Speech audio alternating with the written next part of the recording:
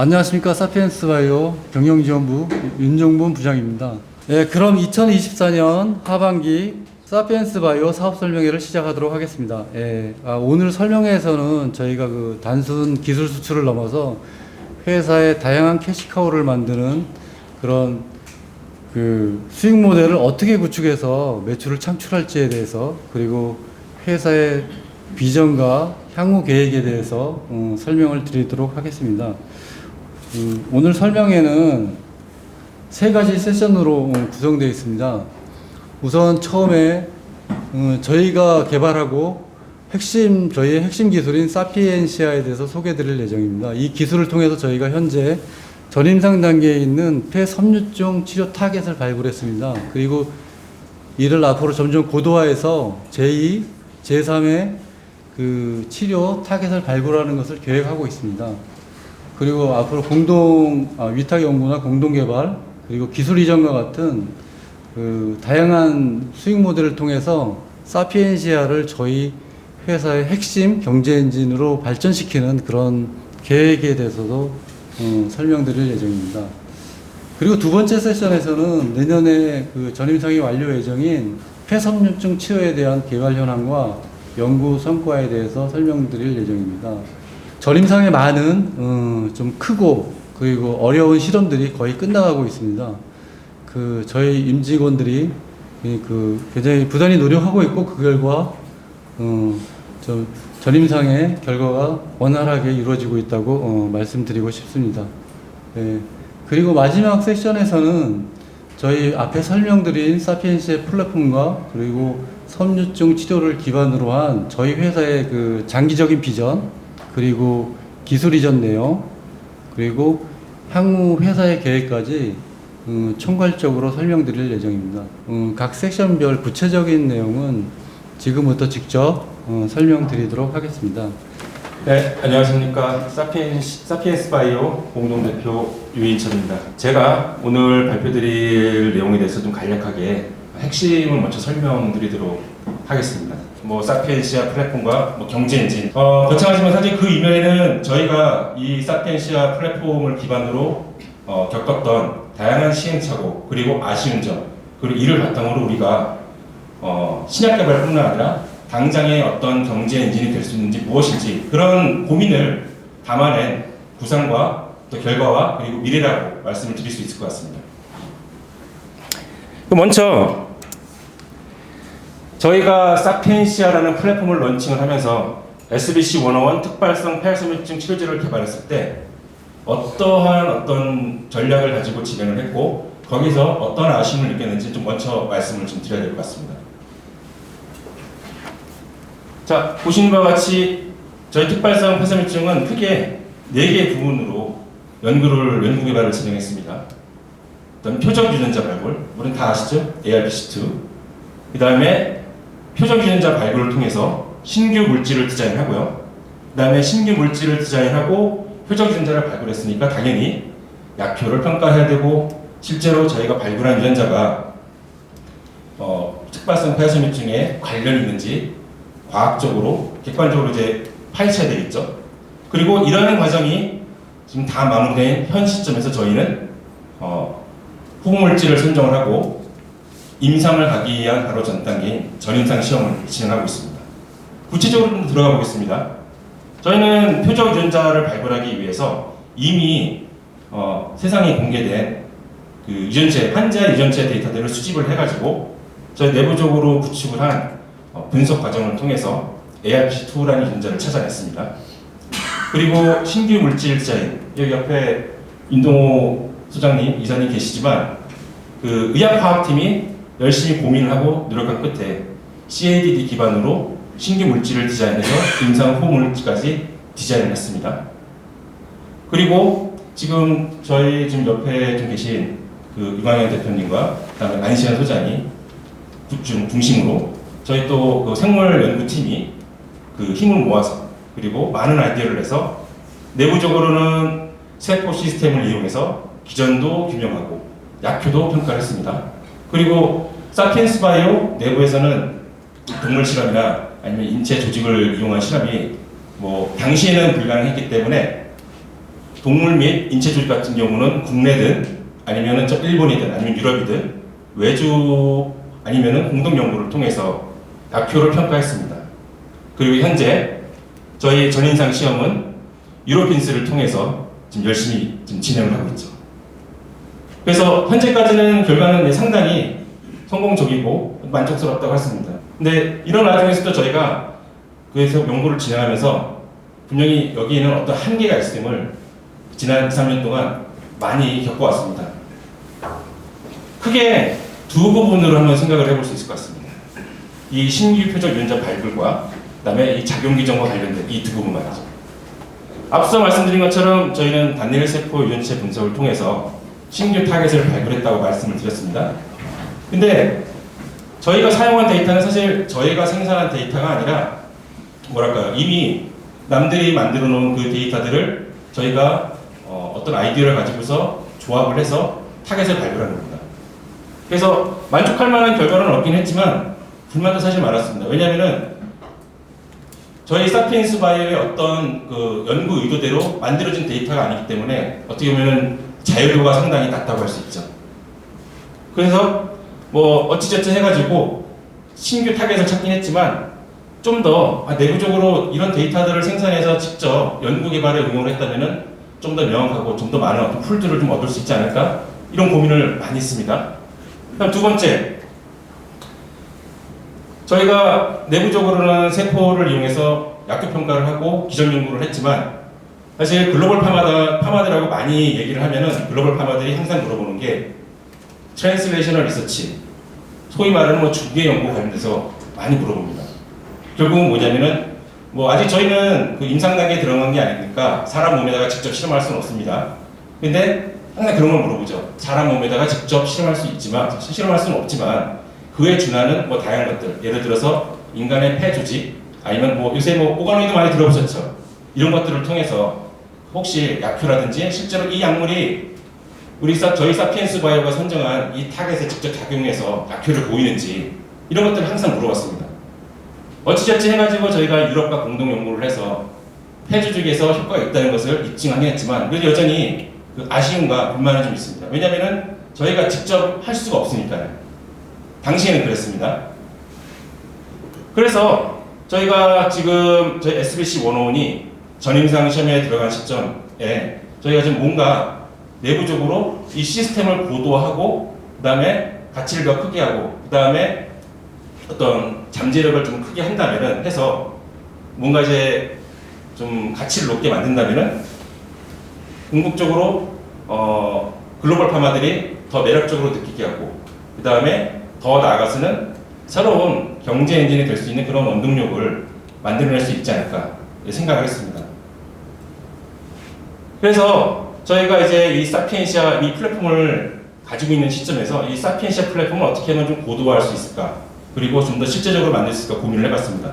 그런 와중에 저희가 상당히 이제 재미난 사실을 많이 좀 발견했는데 첫 번째 뭐냐면은 제가 지금 계속 이 중계 연구라는 걸 강조하고 있습니다. 중계 연구라는 것은 뭐 쉽게 말씀드리면은 임상에서의 성공 가능성을 미리 엿볼 수 있는 그런 연구라고 말씀드릴 수 있거든요.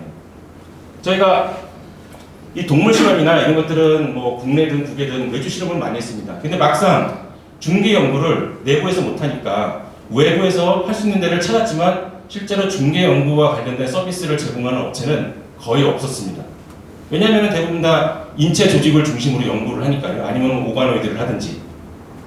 그래서 앞서 말씀드린 것처럼 저희는 저희 자체적으로 유전체 데이터를 생산해서 좀 더 고도화된 연구를 하고 싶어요.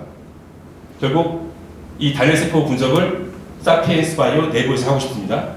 그리고 중계 연구, 뭐 겨우겨우 유럽에서 공동 연구자를 찾았지만 만약 이 중계 연구 자체를 내부적으로 명확하게 정립을 해서 어떤 서비스 형태로 제공하거나 아니면 어떤 공동 연구를 끌어들일 수 있는 명확한 수단으로만 만들 수 있다면 결국 이런 것들을 중심으로 이 사피엔시아가 고도화돼서 결국은 뭐 자체 앞으로 향후 저희가 개발할 뭐 간성혈증이나 이런 파이프라인의 고도화뿐만 아니라 그리고 지금보다 더 많은 타겟들을 선정하고 그다음에 평가를 해서 파이프라인을 다양화시킬 수 있고 앞서 말씀드린 것처럼 중개 연구를 서비스하는 업체가 없다고 했습니다. 근데 내부적으로 이 중개 연구를 안정적으로 실험할 수 있고 서비스를 제공할 수 있는 이런 파이프라인들을 구축을 한다면은 뭐 장기적으로 봤을 때는 뭐 단기적으로 봤을 때도 안정적으로 이 캐시카우를 또 구축할 수 있겠죠. 그래서 이런 것들이 잘만 구축이 된다면은 저희는 분명히 이 SBC101 개발 그 자체로도 회사의 가치는 충분히 크다고 생각을 하지만 지금보다도 훨씬 더 2배, 3배, 아니면 10배 그 이상으로 회사의 가치를 상승시킬 수 있다고 생각했습니다. 자, 앞서 말씀드렸던 중개 연구와 그 다음에 이 사피엔스 바이오 내부의 자체에서 단일 세포 유전체 데이터를 생산하는 이 두 부분에 초점을 맞춰서 저희는 사피엔시아를 고도하기로 했고, 그래서 저희는 이전의 사피엔시아를 1.0 버전이라고 한다면 저희는 이번에 새로 고도화시킬 그리고 좀 더 구체화시킬 새로운 플랫폼을 사피엔시아 2.0이라고 명명하기로 했습니다. 자, 이 사피엔시아 2.0은 이 정밀 절단 조직 박편 실험을 사피엔스 바이오 내부에서 지금 구축을 하고 어느 정도 가능하다는 결과를 이미 확보를 했습니다. 개인적 약물 반응 데이터를 확보할 수 있다면 결국 저희가 지금 비록 전임상 단계는 아니고 그 이전 단계이라 할지라도 임상 성공의 가능성을 어느 정도 가늠해 볼 수 있겠죠. 그리고 결국 이 결과는 임상에서 저희가 약물이 들어간다고 가정했을 때 환자를 선별하는 데도 상당히 중요한 역할을 할 거라고 기대를 하고 있습니다. 자, 그러면 단일 세포 유전체 지도를 한번 볼까요? 저희는 이전에 사피엔시아 1.0을 개발을 할 때 주로 이제 환자의 폐 조직 중심으로 구축을 해놨습니다. 근데 이제 SBC101이 개발되고 있는 현 시점에서 저희는 저희의 관심을 폐뿐만 아니라 간과 췌장 쪽 그리고 섬유와 이 암에 초점을 맞춰서 결국 정밀 절단 조직 박편 실험과 같이 진행이 된다면은 뭐 신규 타깃과 그냥 일반적인 바이오마커 발굴은 기본으로 하는 거지만 좀 더 이제 임상의 성공 가능성에 초점을 맞춘 데이터들을 많이 확보할 수 있을 거라고 생각을 합니다. 결국 사피엔시아 2.0이라는 것은 중개 연구와 유전체 연구의 융합으로서 실제 근접한 신약 개발 플랫폼이라고 할 수 있을 겁니다. 자, 그렇다면은 이 사피엔시아 2.0에서 우리는 결국 무엇을 기대하고 있냐? 저희 사피엔스 바이오는 무엇을 기대하고 있느냐? 계속 말씀드리지만 일단 혁신적인 파이프라인의 다양성을 확보하는 겁니다. 결국 모든 제약사의 꿈인 다양한 파이프라인을 많이 확보함으로써 결국 성공의 가능성을 높이자는 거죠. 그리고 내부적으로 데이터를 분석하고 중개 연구를 할 수 있기 때문에 기술 이전이라든지 이런 것도 상당히 쉽습니다. 그리고 궁극적으로는 여기 플랫폼 구독 매출 가능성을 말씀드렸지만 저희가 사피엔시아 3.0에서 기대하는 것은 저희가 구축한 이 플랫폼을 통해서 다양한 글로벌 파마라든지 아니면 신약을 개발하는 회사들이 저희 사피엔시아 플랫폼을 통해서 정보를 얻고 그리고 그들은 저희에게 마치 구독료처럼 상당한 어떤 대금을 지불함으로써 결국 경제적인 이득을 취하자는 그런 어떤 의도도 밑에 깔려 있습니다. 그리고 당연히 내부적으로 중개 연구를 할 수 있기 때문에 위탁 연구로서 매출을 확보할 수 있겠죠. 그리고 앞서 말씀드린 것들에 어떻게 보면은 더 연장선상을 할 수 있는데요. 모든 신약 개발은 결국 시장에 나가는 겁니다. 근데 저희 같은 사피엔스 바이오는 아직은 규모가 작기 때문에 직접 모든 신약 개발들을 임상으로 끌고 갈 수가 없습니다. 근데 만약에 저희가 이제 이 사피엔시아 플랫폼을 통해서 인간의 조직을 통해서 검증이 된 다양한 데이터를 기반으로 신약을 개발했다? 그러면은 글로벌 파마들은 지금보다도 훨씬 더 많은 관심을 가지고 저희 기술을 바라보게 될 겁니다. 결국 뭐 중개 연구를 통해서 조건부든 아니면은 뭐 그 자체로든 기술 이전이 훨씬 더 잘 될 확률이 높겠죠. 저희 사피엔스 바이오는 앞서 말씀드린 사피엔시아 2.0을 구축하는 데 있어서 과연 역량이 있을까? 이 부분을 사실은 궁금해하시는 분들이 상당히 많을 거라고 생각을 합니다. 저희가 SBC101을 개발하면서 내부적으로 기초 연구에 관련된 다양한 노하우와 경험들을 확보를 해놓은 상태입니다. 그리고 앞서 말씀드린 것처럼 내부적으로 인간의 폐 조직을 이용해서 저희가 그 유럽의 외주를 했던 실험들이 가능한지 이미 저희는 평가를 했고 구축을 해놨다고 말씀을 드렸죠. 결국 내부적으로 유전체 데이터들, 바늘세포 유전체 데이터를 생산할 수 있는 이 프로세스만 명확하게 구축할 수 있다면은 저희 회사의 꿈 그리고 제가 가지고 있는 이 원대한 계획을 좀 더 구체적으로 실현해 나감으로써 결국 신약 개발을 좀 더 성공 가능성을 높이고 궁극적으로는 내부적으로 계속 안정적인 캐시카우를 만들어낼 수 있는 원동력이 될 수 있을 거라고 믿고 있습니다. 자, 지금까지 사피엔시아 2.0에 대해서 말씀을 드렸었는데요. 사피엔시아 2.0을 결국 기반으로 저희는 사피엔시아 3.0이라는 이 플랫폼을 향해서 결국 치열하게 고민을 하고 매진하고 있습니다. 그래서 저희 이러한 그 원대한 계획을 좀 잘 들어주시고 앞으로도 좀 무한한 지지 그리고 성원을 부탁드리도록 하겠습니다. 감사합니다.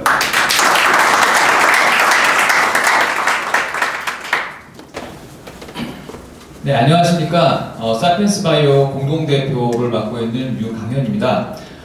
오늘 제가 여러분들께 말씀드릴 내용은 지금 개발을 한창 진행하고 있는 특발성 폐섬유증 치료제 개발 현황에 대해서 말씀을 드리겠습니다.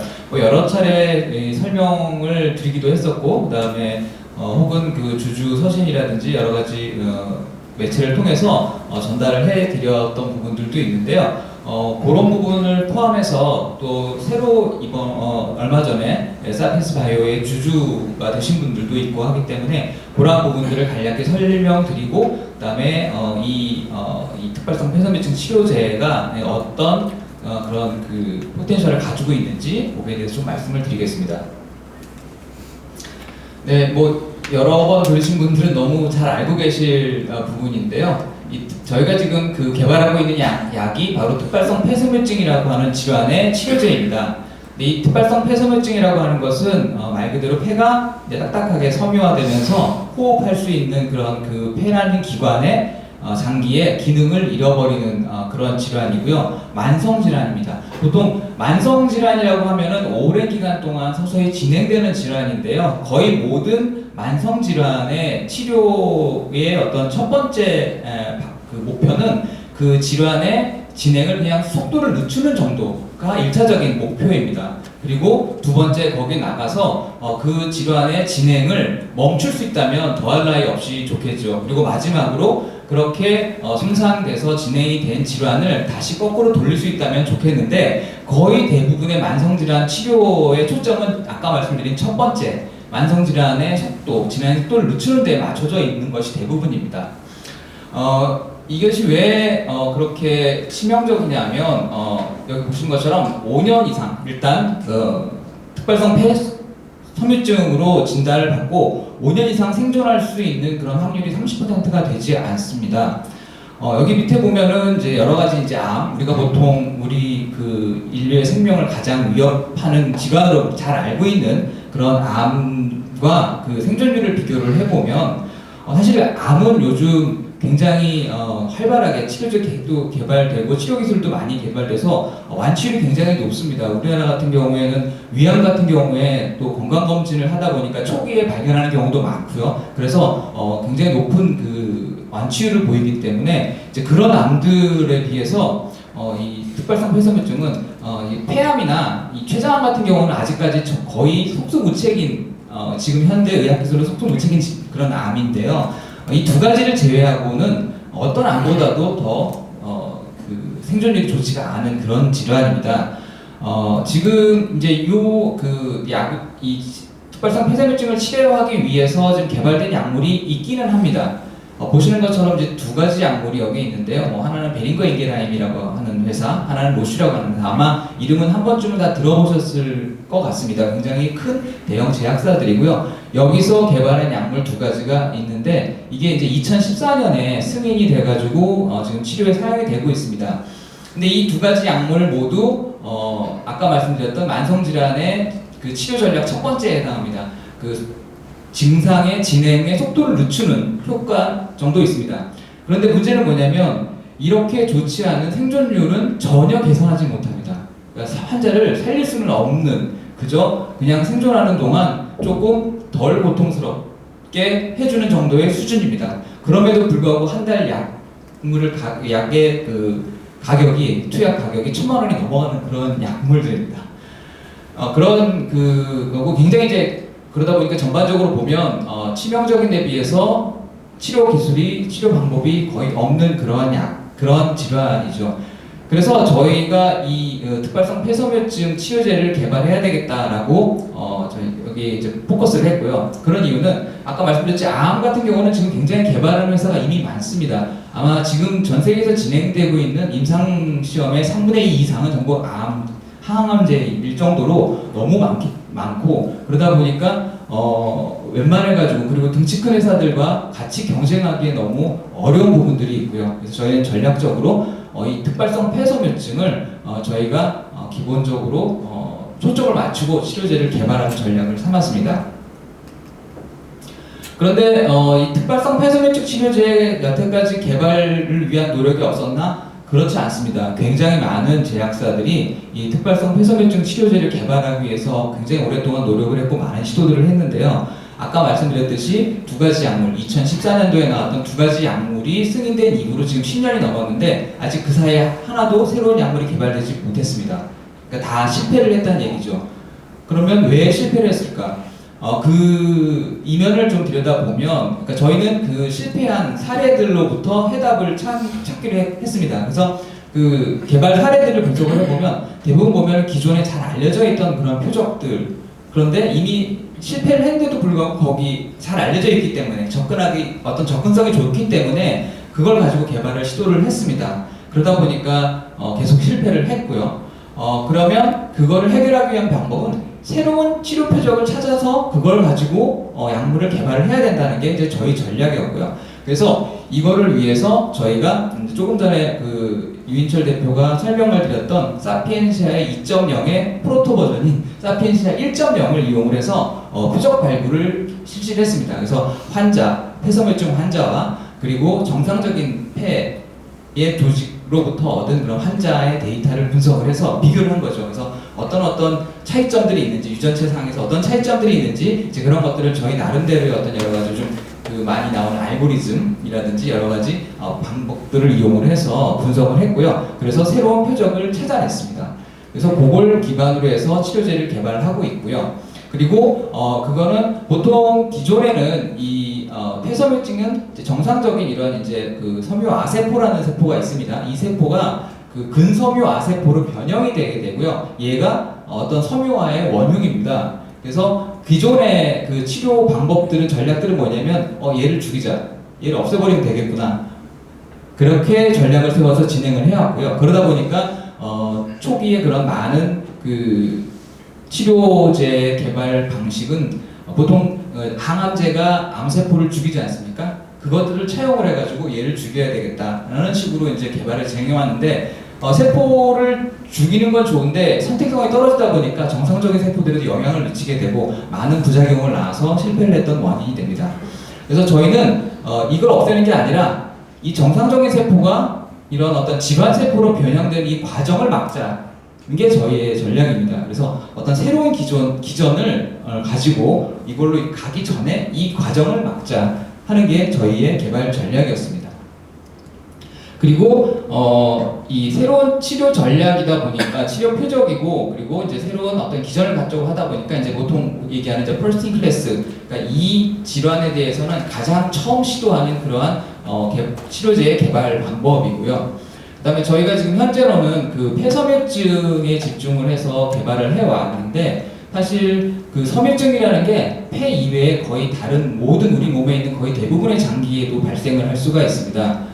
하다못해 뇌라든지 간, 신장, 그다음에 위, 그리고 하다못해 안구에도 이 섬유증이 발생을 할 수가 있는데, 이 전체적인 어떤 그런 발병 기전은 대동소이하게 공유하는 부분들이 많기 때문에 폐섬유증 치료제로 어떤 성공적인 어떤 치료 효과를 올릴 수 있다고 하면 다른 장기에서 발생하는 그런 그 섬유증에 대한 치료 효과도 거둘 수 있다는 게 이제 저희들 생각이고, 그래서 현재는 폐 이외에 간과 신장 섬유증에 대한 연구를 진행하고 있고요. 그 간과 신장에도 상당히 좋은 치료 효과를 확인을 했습니다. 그래서 그 치료 대상의 그 질환 영역을 확장하는 그러한 전략도 같이 구사하고 있습니다. 이건 이제 저희가 이 SBC 101 특발성 폐쇄물증 치료제의 개발 진행이 어떤 역사, 간단한 역사라고 말씀을 드릴 수가 있겠는데, 살펴보면 저희가 이제 2021년부터 이제 본격적으로 개발을 개시를 했고요. 그래서 이제 아까 말씀드렸던 사피엔시아 1.0에 저희 그 플랫폼을 이용을 해서 새로운 치료 표적을 발굴을 했고요. 그리고 이것을 바탕으로 해서 이 실험적인 어떤 검증이라든지 이런 과정 같아서 이제 표적으로서 저희가 검증을 완료를 했고, 이걸 조절하기 위해서 이제 많은 그런 그 물질들을 저희가 새로 디자인하고 테스트하고 그래서 이제 개발을 진행해 왔습니다. 그래서 2022년도에는 이제 선도물질 수준으로 개발을 완료했고, 보통 우리가 리드라고 얘기하는 개발을 완료를 했고요. 그 다음에 세포 수준을 넘어서서 폐섬유증 동물 모델에서도 치료 효능이 있는 것을 확인을 했습니다. 그리고 아까 윤철 대표도 언급했지만 정밀 조직 굉장히 어렵네요. 저도 어려워요. 예, PCLS라고 하는 그런 인간의 폐조직, 사람의 폐조직에서도 치료 효능이 있는 것을 이때 확인을 했습니다. 그리고 2023년에 들어서 저희가 이제 후보물질을 확보를 했고요. 임상 후보물질이라고 하는 거는 나중에 이제 임상 시험에 들어갈 수 있는 단계의 어떤 물질을 얘기를 하고요. 저희가 여기까지 오는 데서 뒤에도 잠깐 말씀드리겠지만 1200개가 넘는 화합물들을 디자인해서 만들었습니다. 그 중에서 임상 후보 물질을 개발을 완료를 했고요. 그리고 이런 연구선 성과를 바탕으로 해서 국가 신약개발 과제로 작년에 선정이 돼서 지금 연구비를 지원받아서 지원을 하고 있고요. 지금 요즘에는 이제 지금 올해가 2차년도 끝나가고 있기 때문에 연차 보고서 때문에 이제 열심히 쓰고 있습니다. 그리고 올해 들어서 전임상 시험을 개시를 해서 진행을 하고 있습니다. 그리고 내년도에 이 전임상 시험이 완료가 될 예정이고요, 상반기에. 그리고 이 전임상 시험이 완료되는 요 시점에서 FDA의 임상 1상을 수행할 수 있도록 시험 신청을 진행할 예정입니다. 저희가 지금 처음에 그 표적을 발굴하고서부터 임상 후보 물질까지 대략 한 3년 정도의 시간이 걸렸는데요. 이건 굉장히 빠른 시간이라고 말씀드리겠습니다. 보통 이렇게 오는 단계가 뭐 5년, 7년, 많게는 한 10년도 걸리는 경우가 굉장히 많은데요. 저희가 좀 속된 말로 미친 듯이 여러 가지 실험들을 동시다발적으로 진행을 하면서 이렇게 빠른 시간 안에 임상 후보 물질을 확보할 수가 있었습니다. 이건 뭐 여러 번 보신 분들도 있을 텐데요. 이제 여기 이제 보여드리는 것들이 여러 가지 실험 결과인데, 저희가 이 실험 결과를 지금 설명드리려고 가지고 나온 건 아니고요. 굉장히 복잡하게 많은 뭐 사진도 있고, 그 다음에 뭐 그래프도 있고, 뭐 조직 현미경 사진도 있고 이런데요. 여기 보여드리는 건 정말 저희가 실험해서 얻은 데이터의 빙산의 일각도 안 되는 정도의 수준입니다. 그래서 굉장히 많은 실험과 연구를 통해서 다양한 타겟 발굴로부터 시작해서 뭐 세포 수준이라든지 동물 수준, 그 다음에 사람의 인체 조직을 이용한 수준에서도 이런 아주 훌륭한 치료 효과들을 확인을 했고, 그 다음에 그것들이 특별한 부작용이나 독성을 갖지 않는다는 방대한 그러한 결과들도 이미 확보를 하고 있습니다. 그래서 현재는 이제 전임상 시험을 진행하고 있는데요. 아까 말씀드린 대로 전임상 시험은 올해 4월에 시작을 했고요. 한 내년 4월 정도 되면 거의 모든 그 전임상 시험의 결과를 우리가 확보할 수 있을 것으로 생각을 하고 있습니다. 그리고 유럽에 본사를 두고 있는 이 회사와 같이 지금 진행을 하고 있고요. 여기 보시면은 20가지가 넘는 굉장히 방대한 그런 종목의 시험들을 진행을 하고 있습니다.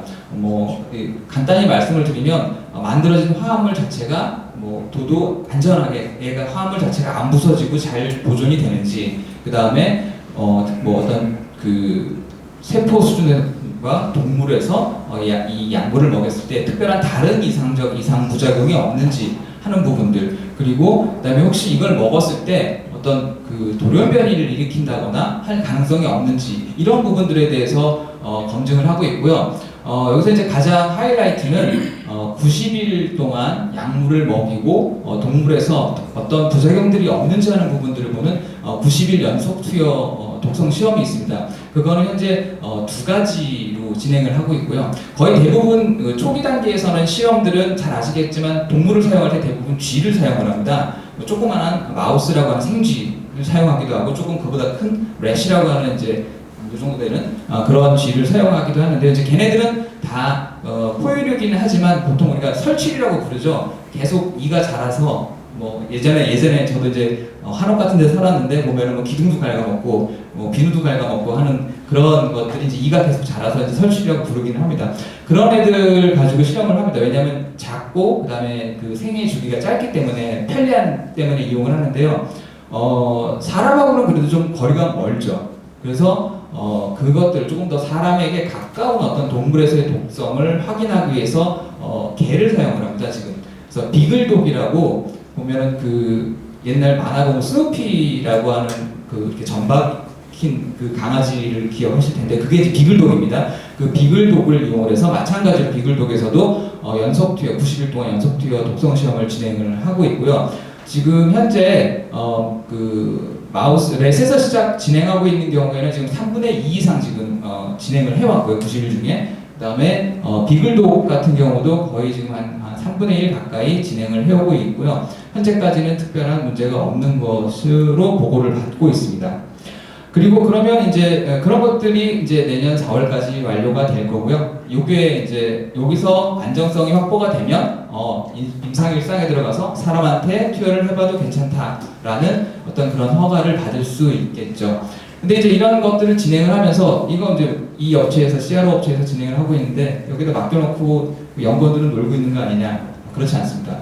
여기 보면은 이 일일이 다 요 각각의 시험 항목에 대해서 시험 계획서를 작성을 하고요. 시험을 어떤 식으로 디자인해서 예를 들어서 어떤 동물의 몇 마리에게 얼마의 양을 그 다음에 얼마 동안을 그리고 투여를 할 거냐 그리고 얘는 어떤 걸 볼 거냐 뭐 예를 들어서 몸무게 변화를 볼 거냐 아니면은 하다못해 소변이나 대변 양도 측정을 합니다. 이제 그런 것들에 대한 어떤 그런 시험 계획들을 계속해서 이 업체랑 서류가 오가면서 그 조정을 해가고 있고요. 그리고 일부는 이제 시험이 끝나서 이제 보고서를 받게 되는데 그 보고서 같은 경우에도 계속 왔다 갔다 하면서 수정을 합니다. 뭐 오탈자도 있고 아니면 표현이 잘못된 것도 있고 그 다음에 저희 전략에 맞지 않는 부분들도 있고 하기 때문에 아까 그 사회자가 말씀하셨던 대로 정말 하루에도 이메일이 수십 통씩 옵니다. 그래서 그것들을 같이 계속 검토하고 그 다음에 저희 요구사항을 얘기를 하고 그 다음에 뭐 잘못된 부분들이 있는 건 수정을 하고 그런 작업들을 진행하고 있습니다.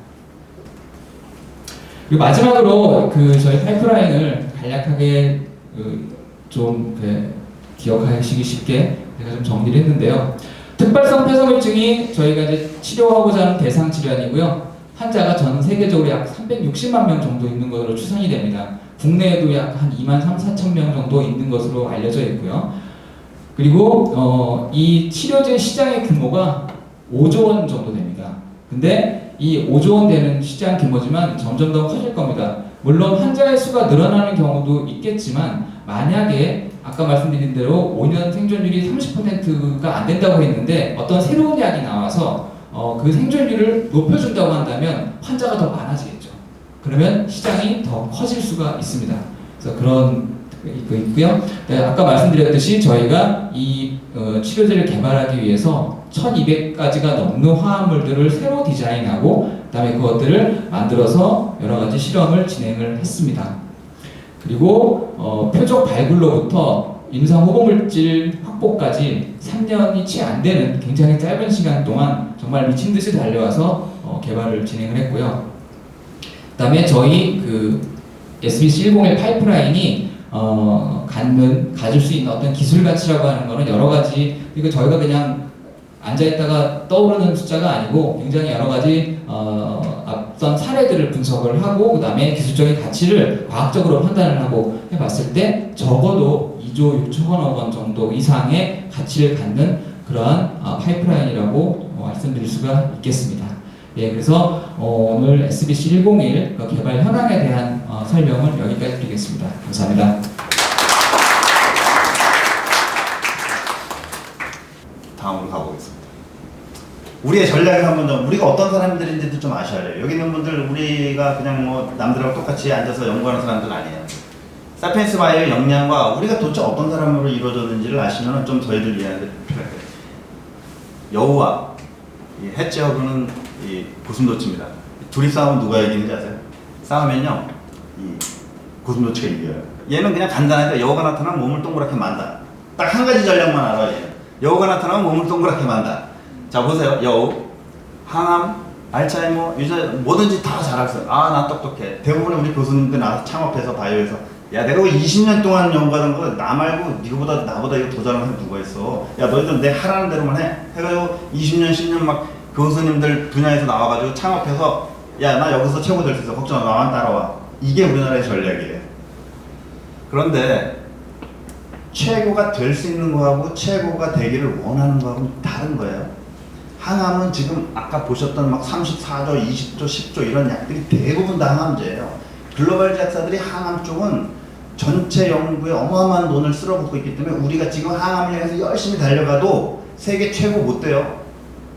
제 200% 장담해요. 항암으로 열심히 달려가 봐야 운 좋으면 아까 그 폐암 치료제 같은 그 유한양의 그런 딱 어떤 전략적 뜻이 나는 그런 정도 나와요. 우리는 항암, 우리가 아무리 열심히 한다고 해도 이거 세계 최고가 될 수 없어요. 근데 우리 세계 최고가 되고 싶잖아. 그래서 섬유증 치료제를 가만히 보니 섬유증 치료제에 있어서는 우리가 세계 최고가 될 수 있구나. 세계 최고가 되고 싶은 분야가 아니라 될 수 있는 분야를 선택한 거예요. 그래서 우리는 섬유증 분야에 있어서 뭐가 된다? 전략을 딱 요 고슴도치. 오늘은 고슴도치 하나만 기억하고 가시면 됩니다. 이 고슴도치 전략이라고 아주 유명한 전략이에요. 이 성공하는 조직 문화, 어떤 기준의 사람들인가? 우리 여기 있는 분들은 다 이런 교육들을 같이 받아서 딱 한 방향으로 정렬되어 있어요. 이 패션에 대해서 한번 제가 말씀드리겠습니다. 우리는 이런 얘기를 합니다. 야, 너는 왜 여기 패션이 없니? 너 이 패션 좀 가져. 이 패션이 그냥 오는 게 아니에요. 어떨 때 패션이 오냐면 성장이 열정을 부른다예요. 성장이 열정. 내가 뭔가를 잘하고 결과가 계속 좋아요. 우리 왜 안 먹어도 배부르다는 거 있잖아요. 열심히 비즈니스하고 장사하는데 돈이 막 들어와요. 안 먹어도 배불러요. 그냥 힘이 막 나는 거예요. 성장할 때 열정이 자동 나와요. 너 여기 왜 열정이 없니? 이거에 열정을 좀 가지고 해봐. 열정을 가지고. 이 열정, 성장한다. 자기가 내가 성공하고 있네, 성장하고 있네 이런 느낌을 딱 받는 순간 열정은 그냥 거기서 나오는 거예요. 그러니까 우리 R&D라는 거는 긴 어떤 주기에 있어서 짧게 뭔가 우리한테 결과를 주고 성공이나 이런 느낌, 내가 뭔가 성장하고 있다는 느낌을 주면 열정은 바로 나와요. 그래서 이 부분. 우리는 그런 것들을 열심히 주기 위해서 노력하고 있고, 그래서 여러분들이 다 여기 앉아 있는 거예요. 또 두 번째, 아까 말씀드렸던 다른 부분입니다. 세계 최고가 될 수 있는 분야, 즉 잘하는 분야를 선택해야 돼요. 세계 최고가 되고 싶은 분야가 아닙니다. 되고 싶은 분야는 뭐 항암도 있고 여러 가지가 있지만 우리는 그 분야에서 될 수 없어요. 될 수 있는 분야를 우리는 선택한 거고요. 그 다음에 처음부터 우리는 이코노믹 엔진, 핵심 수입은 도대체 언제 어디서 어떻게 발생되는가, 이 질문도 저는 수없이 저한테 날렸어요. 도대체 R&D는 언제 어떻게 어디서 도대체 캐시카우를 창출하나. 기술 이전을 저는 어떤 사업팀장 담당자로서 기술 이전은 한 번에 큰 우리의 초석을 다지는 데는 반드시 필요하지만 그게 우리의 이코노믹 엔진이나 캐시카우는 아니라고 생각하거든요.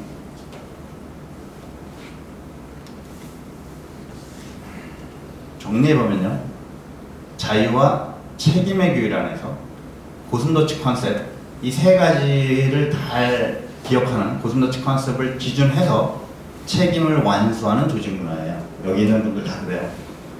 책임을 완수를 위해서는 딴 끝까지도 갈 용의가 있는 사람들로 이런 기준을 안에서 가지고 있어요. 두 번째는 그런 느낌을 가지고 섬유증 치료제 분야에서 세계 최고가 되고 섬유증 치료제를 반드시 만들겠다는 열정의 사람들로 여기 묶여 있어요. 만약에 이 성장과 성공이 없었다면 알아서들 나갔을 거예요.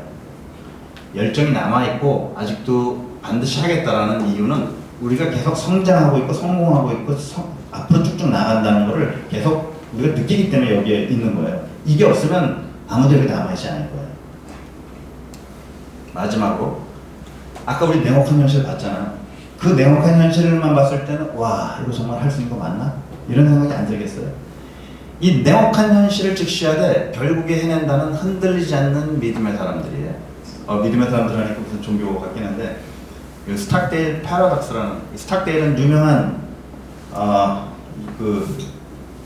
유명한 군인입니다. 군인, 제너럴이었던 것 같은데 군인인데 어디에 수감됐던 사람입니까? 혹시 아시는 분 있습니까? 스탁데일에 대해서? 이 스탑데일 패러닥스는 이 사람이 그 베트남 수용소에서 굉장히 오래 있었어요. 많은 사람들이 죽었어요 거기서. 근데 이 사람은 끝까지 살아남았어. 그래서 나중에 기자가 물어봐요. 어떻게 살아남으셨어요? 그랬더니 그분이 이렇게 얘기하죠. 주변에 있는 죽은 사람들은 이번 주 올해 땡스기빙 때는 우리는 미국으로 돌아갈 거야. 안 됐잖아요. 실망한 거야. 내년도 크리스마스는. 그래서 한 번에 큰 실망을 겪고 나니까 그 다음에 다 사람들이 힘이 빠져서 사망하는 거예요. 근데 이 스톡데일은 이렇게 얘기했대요. 냉혹한 현실에 이번 올해 그 추수감사절에도 언젠가는 나갈 수 있겠지만 올해 추수감사절에도 아마 못 나갈지도 몰라. 그러나 언젠가는 나갈 거야. 올해 크리스마스에도 못 나갈지도 몰라. 그러나 언젠가는 나갈 거야. 이 믿음이 현실을 직시하면서 결국에는 끝까지 버티겠다라는 이 흔들리지 않는 믿음으로 버틴 사람들이에요. 신약 개발은 그런 사람들이 뭉쳐야지. 이거 뭐 한 3년, 4개월 하다가 그만둘 사람들이 뭉치면 절대 안 돼요. 치료약도 없고 글로벌 제약서도 실패하고 VC도 맹세적일 때 많고 그래도 결국엔 해낸다는 흔들리지 않는 믿음이 여기 있어야 돼요. 와비 파커, 넷플릭스도 잘 아시잖아요.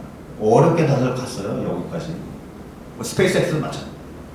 흔들리지 않는 믿음. 주주님들이나 저희는 비슷해요. 흔들리지 않는, 결국엔 해낸다는 흔들리지 않는 믿음이 필요하다는 거죠. 이런 사람들로 모여 있어요. 안심하고 흔들리지 않는 믿음으로 지켜봐 주셔도 됩니다. 자, 조금 더 빨리 넘어가겠습니다. 자, 그래서 우리가 설정한 비전이 세계 최고의 섬유증 치료제로 성장한다는 목표를 가지고 다양한 장기의 섬유증을 생물학적으로 이해하고 치료제 개발을 위해 신규 치료 표적입니다. 이게 바로 First in Class 혁신신학입니다. 신규 작용 기전도 우리는 합니다. 새로운 작용 기전으로 만들어내려고 합니다. 여기에 도전하는 사람들인 거고요. 뭐 폐며 뭐 간이며 신장이며 밑에 뭐 다 조사해서 넣진 않았지만 시장이 어마어마하게 큽니다. 뭐를 한다? 치료가 가능한 약을 만들겠답니다. 그냥 진행되는 정도를 멈추는 게 아니라 우리는 반드시 사람을 살려서 회복 가능한 약을 만들겠다라는 그런 좀 위대한 꿈을 가지고 있다고 보시면 됩니다. 좋은 회사를 너무 위대한 회사로 사업하는 비즈니스 모델에 대해서 간단하게 설명하고 그리고 기술 파트너라든가 언제쯤 우리가 기술 이전할 것인지 그 다음에 회사 가치라든가 이런 부분들을 간단하게 설명하도록 하겠습니다. 아까 보셨던 비즈니스 모델 기술로 연결된 경제 엔진 역할을 할 겁니다. 우리가 ARPC2를 발견해서 지금 폐섬유증 치료제를 만드는 건 이 부분을 사용한 겁니다. 이 부분은 여기 보시는 것처럼 퍼블릭 데이터를 가지고 모든 실험들이 일단 진행되고 그 이후에 이제 실험을 통해서 이걸 아이덴티피케이션하고 밸리데이션을 하는 상황이었거든요. 이 부분을 가지고 요 부분 요 내면에 요 지금 요 퍼블릭 데이터를 지금부터는 우리가 직접 실험을 해서 기존에 이미 외주라기보다는 그 유럽의 어떤 공동 개발자 뭐 이런 업체들하고 같이 하고 있는데 공동 개발자는 아닙니다. 엄밀하게는 우리가 필 내고 하는 업체니까 그냥 유럽에 있는 그 연구 업체를 통해서 하고 있는데 이런 것들을 다 내재화해서 직접 이 데이터들을 생산할 수 있는 그런 업무를 하려고 합니다.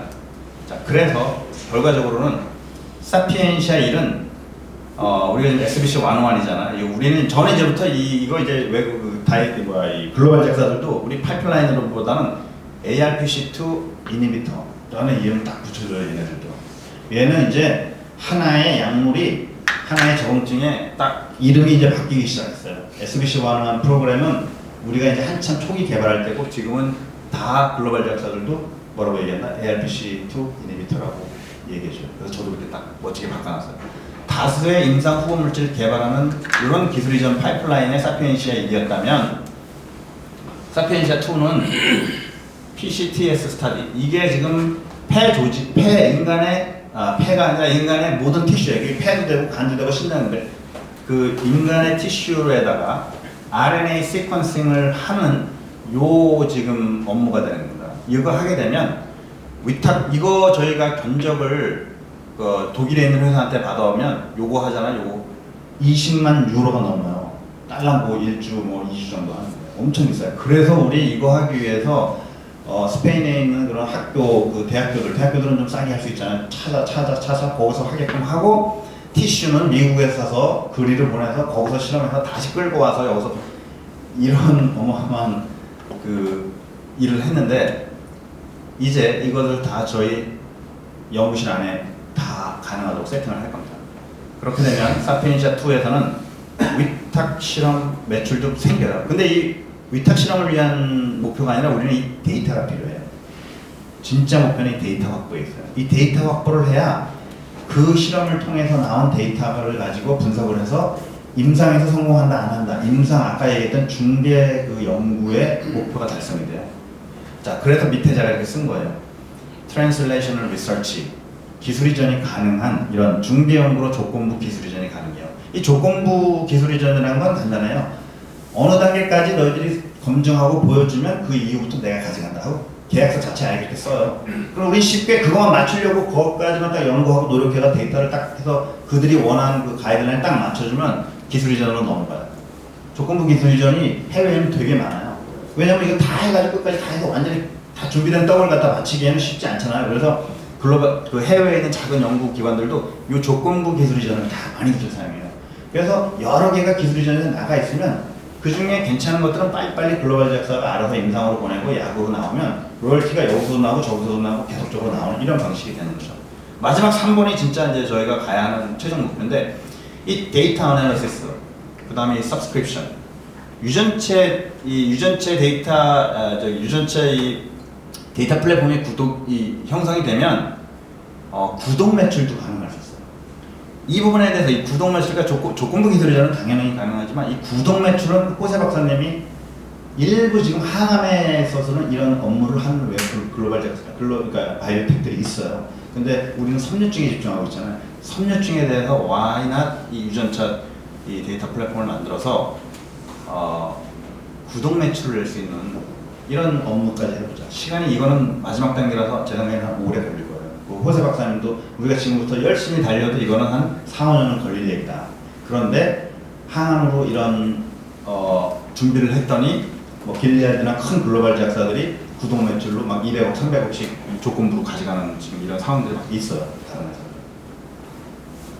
이런 것들이 우리의 어떤 경제 엔진으로서의 역할을 저는 머지않아서 볼 수 있을 거라고 생각하고 당장 내년부터 저희가 사피엔시아 2를 가동을 하면서 매출을 확보를 하려고 해요.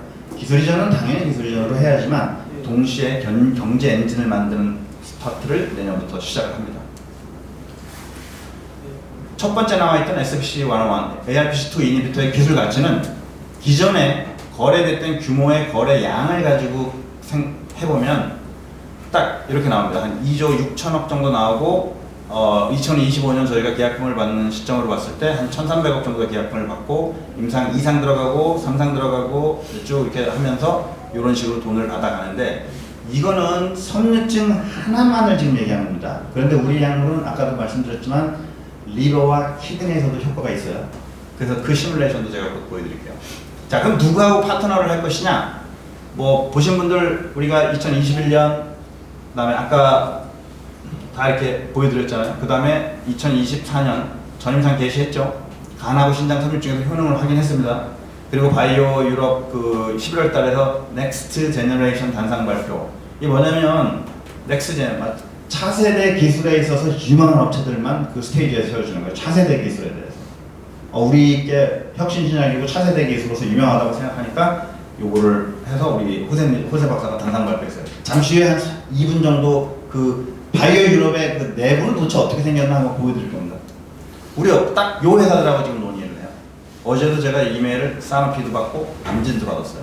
자, BI, 일라일리, 로슈, 키에시, 머크 요 회사들 요 키에시만 한 매출이 한 4조 정도 되고 나머지 회사들은 다 두 자리 숫자 큰 회사입니다. 저는 물론 키에시하고 사노피 좋아합니다. 왜냐하면 이 회사들이 뭐 개인적으로는 B코업을 달리는 회사들이에요. 사회 기여도가 굉장히 높은 회사들이에요. 그 막 받을 수 있는 게 아니거든요. 하여튼 이렇게 큰 회사들이 지금 저희들하고 하고 뭐 어느 회사랑 하고 싶냐 그러면 현재로서는 돈 많이 주는 회사가 좋죠. 그래서 그렇게 생각하고 있습니다. 2025년에 이미 JPM 초청에 이 키스테이크 홀더들의 요청 미팅을 이미 받았어요. 그래서 JP 모건에 가면 이제 요 업체들의 말 그대로 키 스테이크 홀더들입니다. 최종 거의 결정자들이라고 보셔도 돼요. 이런 사람들하고 미팅이 예정되어 있어서 어느 업체와 어떤 이제 뭐 딜 수준의 그런 얘기를 하게 될지는 좀 지켜보시기 바랍니다. 그래서 2025년 전임상 완료가 4월이기 때문에 4월 끝나고 나면 리포트 받는 데까지도 뭐 한 2달에서 많게는 3달도 걸려요. 그래서 기술 이전의 최종 사인은 한 3, 4분기 정도, 저희는 한 7, 8, 9 뭐 이 정도로 예상을 하고 있습니다.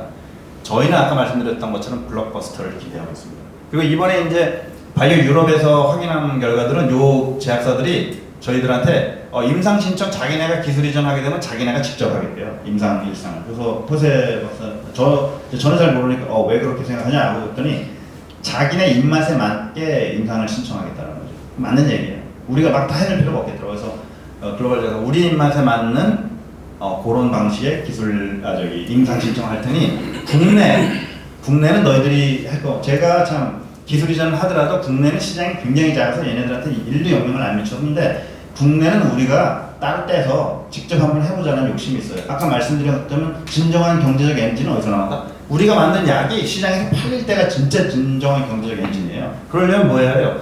글로벌 상대로 우리가 약을 나갈 수는 없지만 적어도 국내 정도는 직접 우리가 임상하고 거기에서 뭐 한다? 약까지 나와서 실제 팔고 있어야 우리도 금방 매출을 확 올리는 그런 회사가 될 수 있어요. 그래서 해외는 국내외. 해외는 글로벌 제약사가 임상을 신청할 거고요. 기술 이전하면서. 국내는 우리가 하든 우리하고 뭐 같이 해보자고 하는 지금 우리나라의 국내 제약사도 조그마한 업체도 좀 있어요. 그런 애들하고 같이 하기로 했어요. 이 둘 중에 하나라고. 자, 이게 이제 우리의 기업 가치. 기업 가치를 다른 말로 쉽게 표현하면 미래 현금 창출 능력입니다. 그래서 제가 아까 말씀드린 거. 도대체 어떤 바이오 업체한테 3년 안에 어떻게 현금을 캐시카우를 만드실 겁니까? 라고 물어봤을 때 정확하게 답을 못하면 그 회사는 뭐가 없다? 기업 가치가 없다라고 합니다. 미래 현금 창출 능력. 저희가 올 상반기에 5,000원으로 전임상 게시하는 시점에 5,000원으로 그 유상증자 그 소액 공모를 했잖아요. 소액 공모를 했을 때 그 당시에 5,000원이면 우리가 한 1,000만 주 좀 더 되지만 그냥 1,000만 주를 계산한다면 한 500억 원짜리 회사예요. 500억 원짜리 이미. 자, 그런데 요 자료대에 비하면 전임상에 끝나고 임상 1상을 들어가는 단계가 되면 보통 이 회사 가치가 4배가 올라간다고 얘기해요. 이거 제 얘기가 아닙니다. 이거는 최소 4배로 올라간다는 건 이 글로벌에서 다들 얘기하는 얘기입니다. 그러면 5,000원짜리에 곱하기 4배 해보세요. 2만 원 되는 거예요. 그래서 결국은 내년에부터는 뭐가 됐든 간에 우리가 증자를 한다거나 뭐 아니면 투자를 유치한다. 물론 당연히 저희 VC를 접촉하고 있는데 뭐 할 때 무조건 다 얼마로 간다?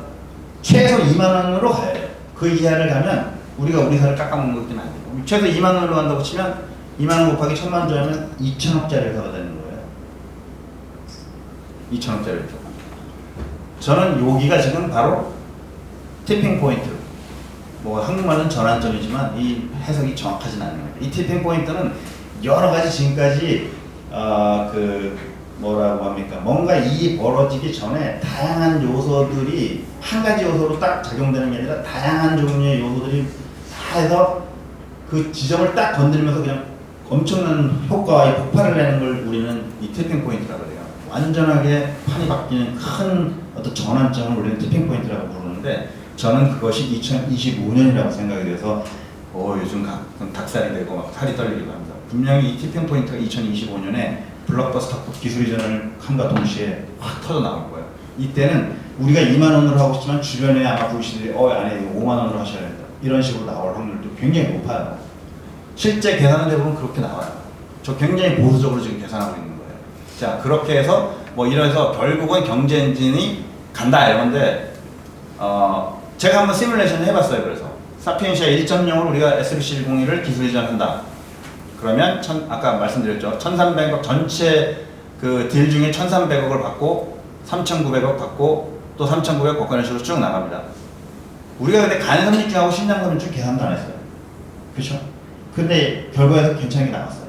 그래서 우리 계약서에는 당연히 계약서 같은 물질로 움직여질 거기 때문에 계약서에는 간선입증하고 신장선입증도 들어가요.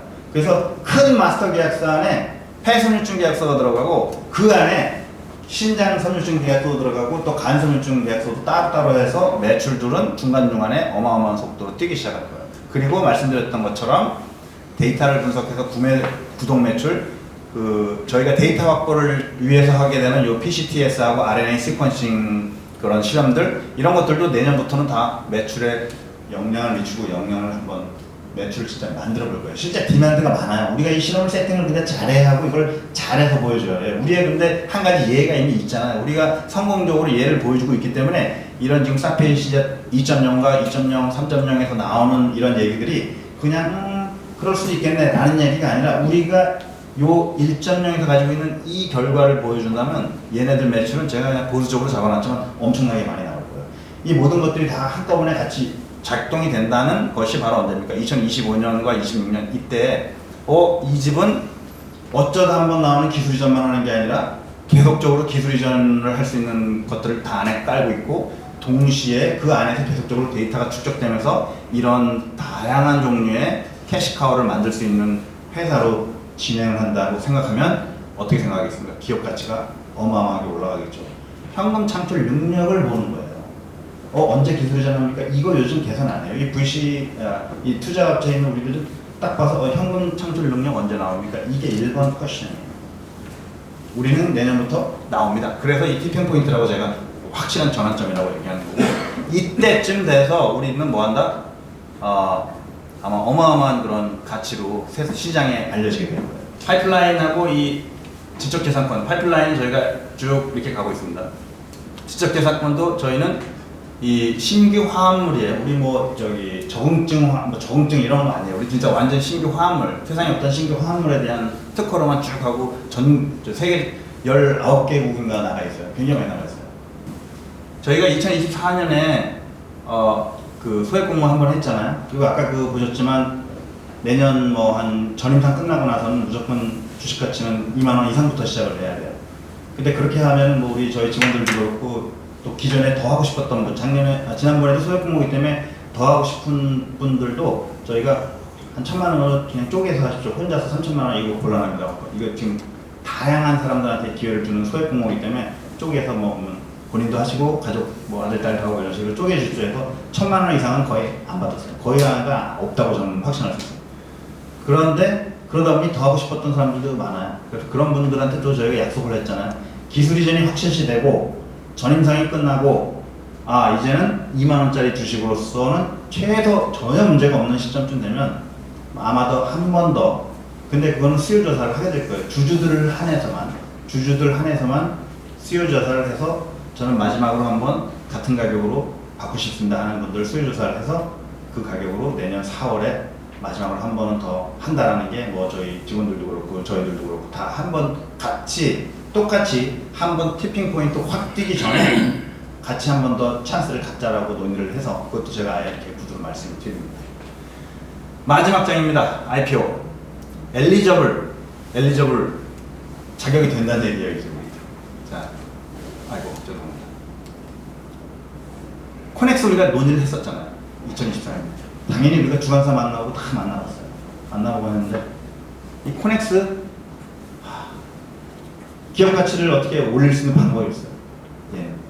피드 마이너브 들어간다고 해도 5,000원 주고 우리가 소액 공모했는데 여기 들어가서 또 같은 5,000원으로 팔거나 심지어는 한국의 지금 모든 디스카운트 때문에 5,000원보다 떨어질 수 있는 이런 상황으로 우리가 갈 수까지 가야 하나? 이거 저는 안 된다고 강력하게 말했습니다. 이거 안 된다. 우리가 이거 하려고 여기까지 온 거 아니지 않냐?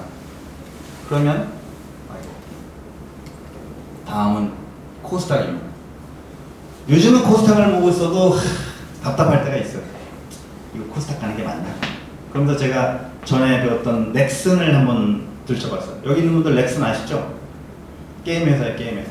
그 넥슨이 게임 회사인데 한국에 상장되어 있나요? 일본에 상장했어요. 왜 그렇게 하셨어요? 게임 회사가 처음에 게임을 개발해서 한국 시장 코스닥에 가려고 했더니 코스닥에서 뭐라고 했어요? 이거 게임? 이걸로 돈 돼요? 이거 가치가 굉장히 낮게 평가됐어요. 그래서 그분들이 어떻게 했다? 게임의 종주국으로 가자 해서 어디로 갔어요? 일본에 상장했잖아요. 코스닥에서 우리를 평가하는 사람들이 과연 제가 그랬잖아요. 한국 업체들 몇 개 만나봤더니 다 우리를 평가하기를 두려워하고 평가하려고 안 하고 다 이상한 눈으로 본단 말이에요. 그러면 어떻게 돼요? 코스닥 시장 갔을 때 제대로 된 가격을 받을 수 있을까? 아, 이거 굉장히 저는 요즘 머리가 많이 아파요. 2025년도는 우리 이거 엘리저블 자격이 돼요. 이때부터 이제 기술 이전 한다고 생각해 보세요. 무조건 그다음부터는 엘리저블 해주면 그때는 상장을 향해서 또 달릴 거란 말이에요. 자, 그러면 과연 이 코스닥에 가는 게 맞느냐? 이 얼마의 가치로 우리가 이리로 갈 것이냐? 그리고 코스닥은 말 자체로 장이 작잖아요. 얼마나 많은 투자를 유치해서 우리가 이르려고 하는 그런 위대한 회사로 갈 수 있느냐에 대해서 굉장히 저는 고민이 많아요. 당연히 그래서 나스닥도 저는 지금 이미 한번 스타트해보고 있어요. 언젠간 주주님들 앞에서 발표할 때는 자, 코스닥으로 가면 이런 밸류로 갑니다. 그런데 나스닥으로 가면 이런 밸류로 해서 우리가 나스닥에서 지금보다 100배 아니 200배는 더 많은 자금을 유치할 수 있고 큰 가치로 갈 수 있습니다. 또 쉽습니다. 비교해서 한번 발표하는 시간을 꼭 가질 거예요. 그때 주주님들이 나스닥 갑시다 하면 why not 이렇게 될 수 있는 거예요.